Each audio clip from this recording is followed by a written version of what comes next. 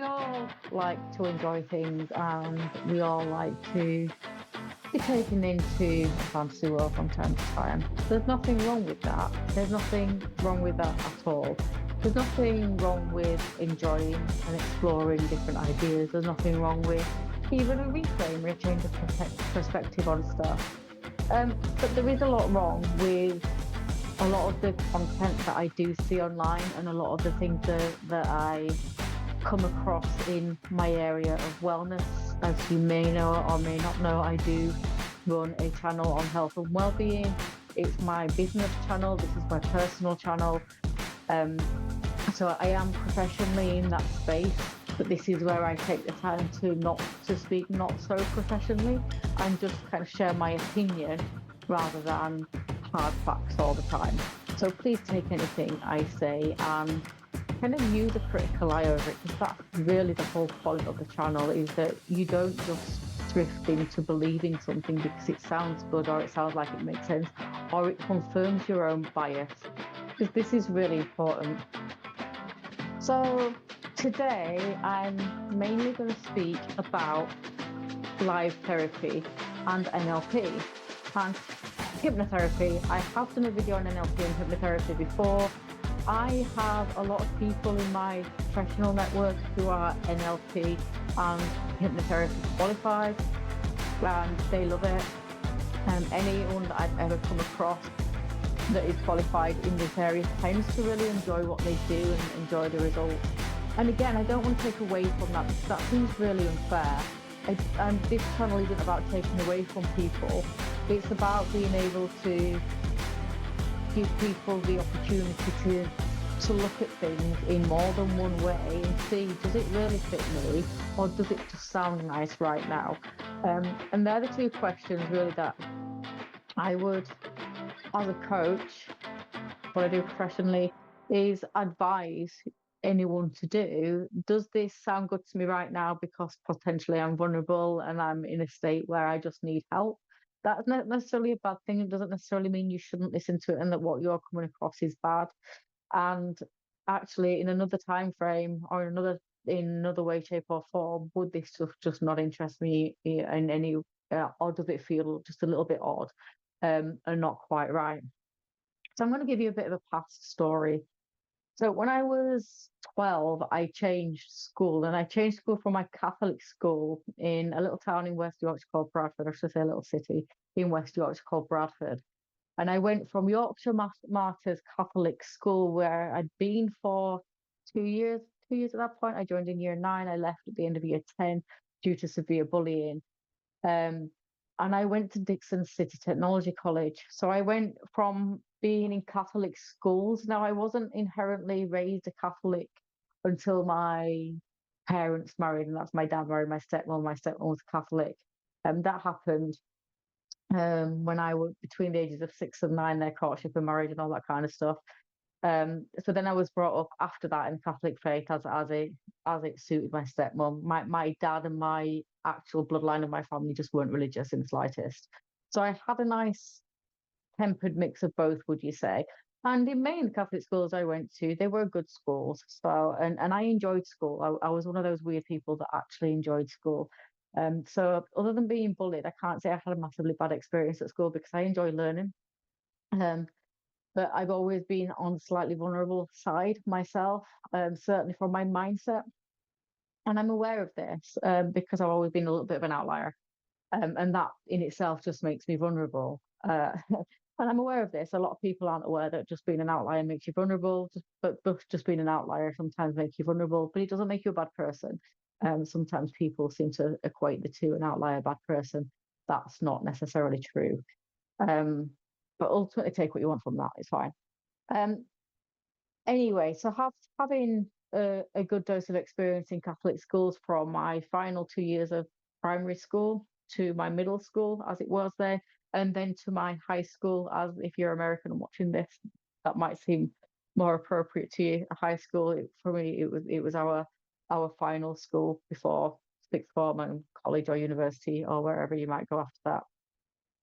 And I was a top performing student. Didn't always find being a top performing student necessarily easy. because of a lot of other factors around going on in my life, but always managed to keep myself on that right side of top performing. And then I went to Dixon City Technology College, and to an extent, I was fine. But the whole culture around there changed. So I went from being surrounded by predominantly Catholic children and Catholic families. Not all, the Catholic schools in the catchment area have to um, allow spaces for people who are not Catholic or of Catholic background at all. But predominantly it was Catholic. So I went to then a school that was predominantly mixed race. So being a white person in that school was rare. We were the minority at that point. But that didn't bother me. It wasn't something that, for me, I was massively aware of, other than we just knew it was common knowledge. But other than that, it wasn't something that factored in. There was no racism or anything like that. And again, if you're American, you might find a lot of that comes into play. Stuff we're aware of it over here. But certainly in my areas I grew up, that wasn't a big deal. And I had lots of friends in my age group and within just outside my age group and age brackets. And quite frankly, we've all been mixed race or in mixed race between the group, not necessarily individually. It's culturally, it's never been a problem. It's just never been a problem, which for me is really nice. I've never had an issue in that area, or witnessed horrible things around and in that area. But I did make friends with a girl, and her name was Helen. I can't remember her surname, but that's not a bad thing. But we're talking back when I was in school, about 25 years ago. So it's a long time. And she was really sweet, was Helen. She was a lovely, lovely person. We got on really, really well. And she invited me to, and I was the kind of budding hard and rock chick at this time. Um, or so I thought I was anyway. Um, with Brian Adams on, and the occasional bit of Metallica. But anyway, she invited me to go to experience a different religious experience. So she invited me down to her evangelical church. And so I visited the evangelical church in Bradford. And that was an experience that has never left me. Um, and it's relevant to the stuff that we're doing today. Um, and I just wanted to drop that for context. So in that period, we went to church. There was the mass and the sermon, as I was quite accustomed to seeing in Christian Catholic kind of settings.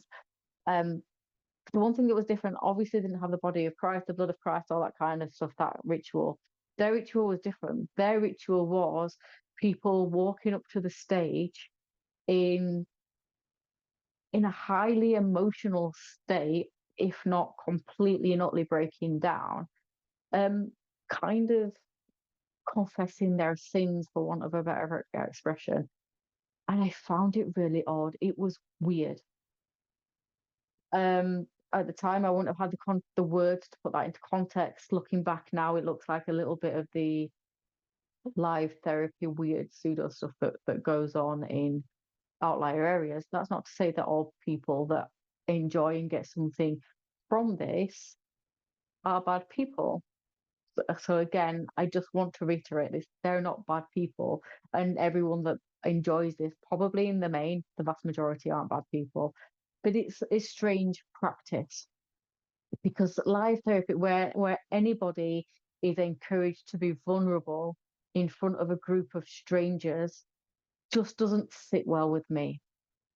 So now let's jump to today. And we have many gurus that people follow that have large followings that have made a lot of money off live therapy. And all these gurus have in common is NLP and hypnotherapy. Now, in their private settings, I have no problem with these things. If they're done it in a proper therapeutic manner to help people, that's fine. I've been and visited and had sessions with some myself.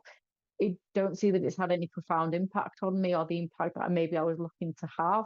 But I was always grateful for the experience, and I appreciate the fact that other people did buy into that, and that's fine. Again, no issue with it. But live therapy, so doing that vulnerable stuff in front of a live audience, is a whole different kettle of fish. And we do have plenty of people in the guru sphere that do this. And some of the biggest names in that sphere are people like Teal Swan, Abraham Hicks, Tony Robbins. And they're the ones that I definitely know of. And they've all got problematic stories around them. So when I was growing up, there was something called the Jerry Springer Show. And that was basically a similar kind of thing. And it used to go to extremes in really kind of dogging up one person in favor for another, or even just dogging up both. And it just felt so, it was very cringy to me. And then obviously the Americans have had Jerry Springer, who very say it's the same premise. Then there are all the things like Sally Jesse, Raphael, and all these kind of things, and Oprah Winfrey. And all these things came on in their various mediums and forms, and people talked and spoke and were very vulnerable. Not always in a therapeutic way, sometimes just in a way that they're being interviewed, especially with Oprah Winfrey. It was more of an interviewing thing. So let's be careful how we frame this with certain names, because I don't want to be accusing anybody of doing anything that they're not doing, because that's also unfair.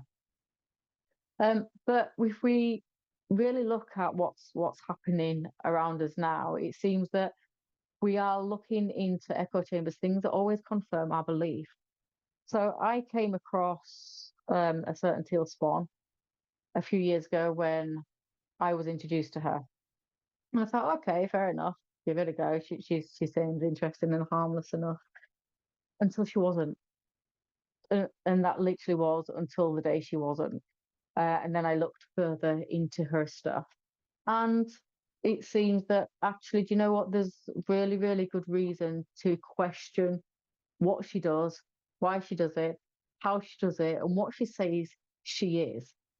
Because there's no evidence, there's no qualification, there's nothing around what she does to say that actually she should be doing that. And as far as I've been able to find out, there have been 2 court orders from Utah that have tried to shut her down with a cease and desist order.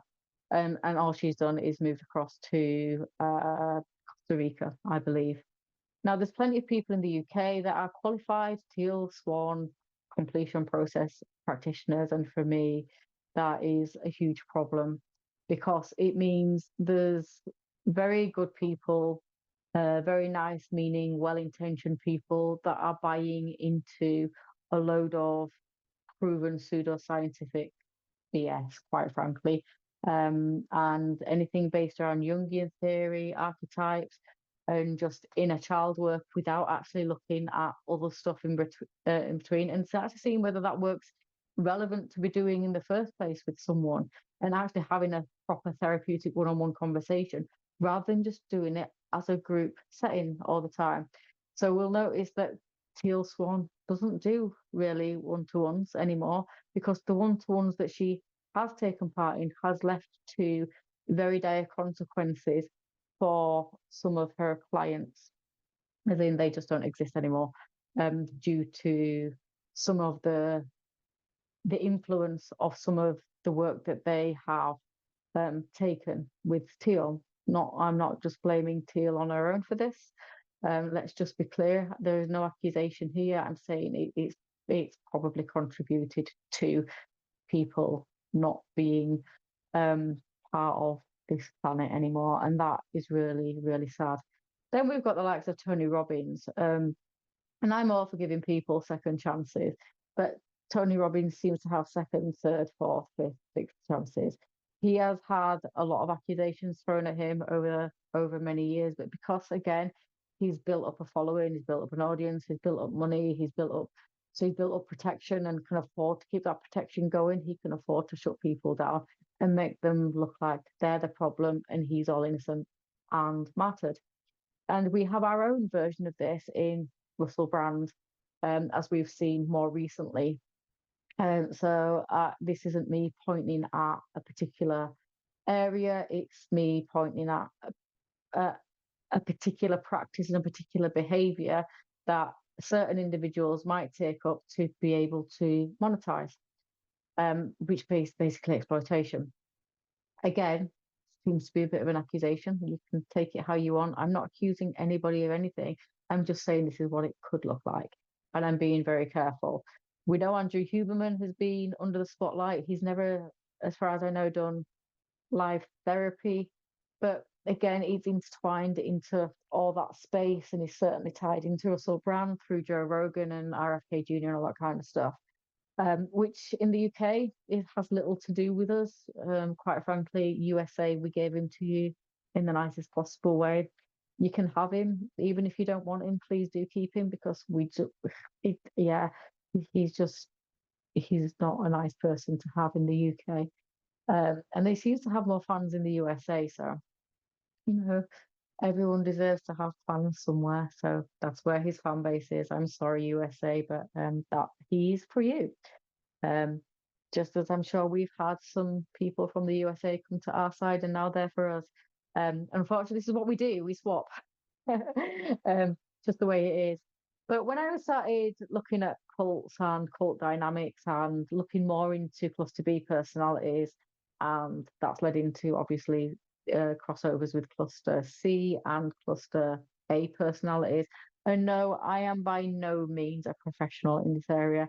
I am someone who has taken an interest in these behavior patterns for a very long time because I've been impacted by them. So I've bothered to do the work and look into them for a long time. It just seems to be over the last 18 months, it's been specifically focused in that area.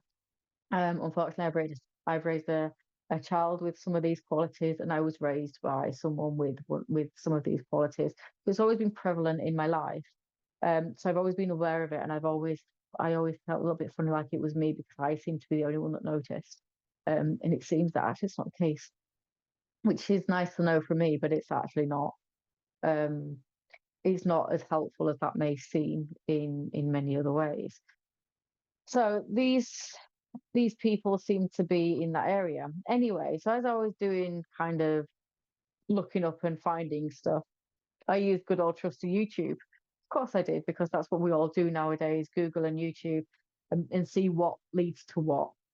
And I tried to not fall into echo chambers or rabbit holes too much without having some kind of sense of being able to make sense of it, put it together, not be taken in by it, and not have too much of a confirmation bias. You can't get away from having a confirmation bias, because it's inherent in us all. We're all gonna do it, whether we like it or not. But what we can do is do our best to at least find some contrary evidence over what we believe.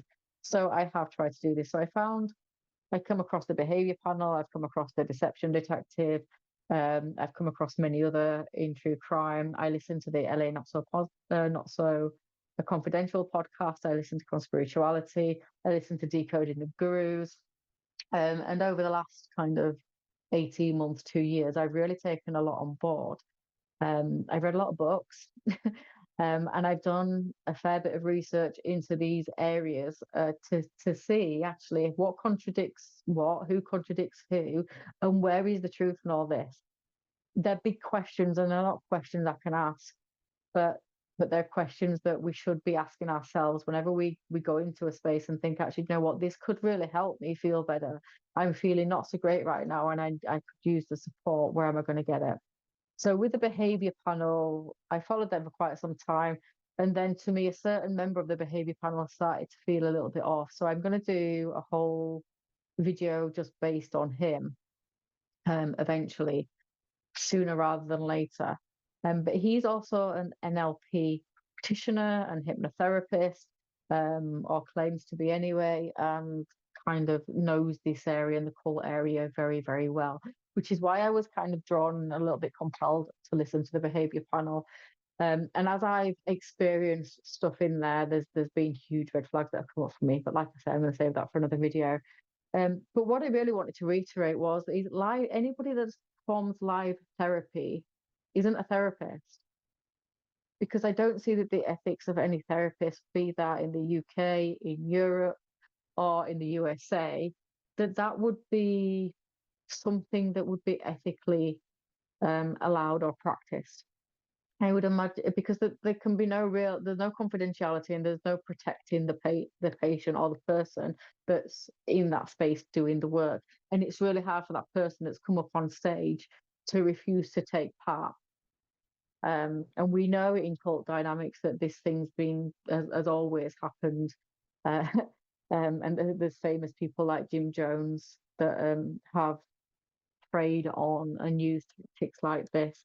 I think the Charlie Manson stuff was slightly different, but again with the same kind of ideas in a different way. Um, and again, it's dangerous. Certain people are drawn to it, so not everybody's innocent just because they're drawn to it, but lots of innocent people are drawn to it, and unfortunately do get hurt by it. And then there's genuine people out there that have genuine good information to share, but it's not sexy, it's not appealing, it can't be sold quite as easily. They're not going to make as much money off it, because they can't market it in the same way. They are qualified, they follow their ethical guidelines, but because it doesn't come across quite as sexy and seductive, it just doesn't get listened to. And there's my problem. So the whole point of this episode, just to start off with, is watch how people practice what they do. I'm not a behavior expert by any stretch of the imagination, but there's one thing I've definitely learned to do is watch how people practice what they say they do. And we'll see how genuine we are at that, about what they say they do. I would never do life coaching because it's weird. I would never hire a room to sell out tickets to a live coaching session and have some random person or even some pre-planned person beforehand come up on stage and coach them, because it's weird. Who am I doing that for? Well, if I'm doing that for anyone, I'm doing that for me to elevate myself and to make myself look bigger, which isn't coaching. That it really just genuinely isn't coaching. And therapy, whilst therapy and coaching are very different things, it's also not therapy. Therapy is more confidential than coaching. It should be held in a higher regard in many ways. It certainly requires a lot more study and a lot more tact in many ways, and very different skills to coaching. I couldn't be a therapist by any stretch of the imagination. I couldn't be a therapist. I'm definitely more towards the coaching side. I like to move forward, and I find the therapeutic stuff hard. I would find it hard to hold the same space for people in the way that a therapist does. So I admire people that can go in and do that and can look after themselves and put clear boundaries in with that, because it's really hard. And that's the point. It is really hard. It's really draining on a therapist. Therapists do not get it easy, and proper, genuinely good therapists don't do live shows. They don't practice their craft, their skill, their art, whichever way you want to frame that, in a live way. They just don't, just like a coach wouldn't. Um, I've been to coaching seminars and coaching conventions. And whilst we've worked together in groups and as teams and done all that kind of stuff, what we never did, and these have been in private session seminars, is expose someone's vulnerabilities to try and coach them live. Because, well, that would be a little bit strange, and even more so strange in the therapeutic world. So I kind of just wanted to leave that with you. I might come back and revisit NLP and hypnotherapy. Like I say, I do have a lot of friends and acquaintances in this area. I want to stay respectful of the work they do, because I do know that some people genuinely believe in this stuff, and they do get a benefit from it, without going into all the nonsense stuff, and that's absolutely fine. Um, and the people who are practicing aren't just doing it for the money. They've decided to take it on as a career option. So yes, they do make money out of it, but because they have a genuine passion to help people, and this is how they can use that passion in a way that helps them personally thrive and a client thrive as well. And that kind of money boundary is a money boundary. This is what you're paying me for. This is what you'll get from me. And it kind of helps cement that clear boundary. It's not them buying into a program that lasts forever and's got a larger and larger and larger sell. And going back to the behavior panel, we have one member on there, which I say I am going to speak about, that he does have his own app and groups and all that kind of stuff that sound really, really interesting. He's written so many supposed bestseller books, but actually it operates exactly like a cult and a sales funnel. And whilst I'm pretty sure he doesn't do live therapy, I don't think he does, and I've certainly not witnessed that. Um, with everything else that goes on in his group, it operates very much in a cult like vibe. And I know this because, well, I've been in it for quite some time, and I've just sat back and watched it. And I've been love bombed in there. And I've visited all the different kind of sections and groups and things, and seen the amount of false positivity in there and the kind of programming, and that is exactly the word that he would use, that goes on, because that's what that's for. It's to keep you in there. Um, so I'm lucky that I do the work that I do, because I might just have been taken in by it myself. And to a large extent, I did try and dismiss my own preconceptions and thoughts and feelings about it, and thought, actually, you're probably just being a little bit harsh, Samantha. Give it a go and see what it's all about. And I've studied some of the videos that he's put out there that's been free, and I've come to realize that actually that there's a few red flags that came up as I watched the videos. And at one point I chose to ignore them, and then I just had a feeling that something wasn't right. So I did a search for this particular behavior panel member, and I found somebody else had already started digging up some stuff on him. I thought, okay, so I'm not the only one that's had this feeling about him, and this is quite interesting. So I've now spoken to this other YouTuber, podcaster, and I probably will come and do something with this other person in due course, and I will speak about this particular member of the behavior panel to come in another episode. But for now, I just wanted to leave you with that thought. If you are seeing any of the gurus that you follow perform live therapy in any way, shape, or form, please, for your own protection and for your own safety, go and verify who they say they are, what qualification they say they have, and the kind of thing that they're teaching.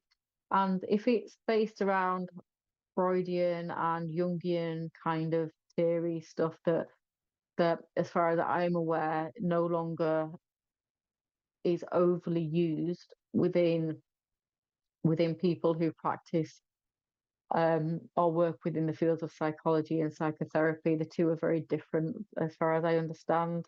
I may do a video on the difference of the two and explain them just in a little bit more detail later on. But remember, I'm not the expert here, but I do try and follow people who are experts, and I try and verify that they are experts as well. I'm not going to get all my information spot on and perfect all the time. I'll keep saying the word try a lot, because there's a lot to get through out there. All I'm trying to do is put videos out there that are of interest, that help you think just a little bit, um, in ways of protecting yourself when it comes to hearing and seeing things that sound like they can be particularly helpful in a moment, but it doesn't mean that they're helpful longer term or midterm. So they may be helpful in the moment, but getting sucked into some of the work that some of these guys do over the long term isn't necessarily going to move your life forward in the way that you think it does. And seeing other people humiliated, for want of a better word, on stage as part of their show to show how good they are at what they do, just for me isn't acceptable. Now, for you, you might think differently, and that's absolutely fine. Please use the comments and let me know how you think and feel about that. It's always interesting to see what other people's opinions and perspectives are.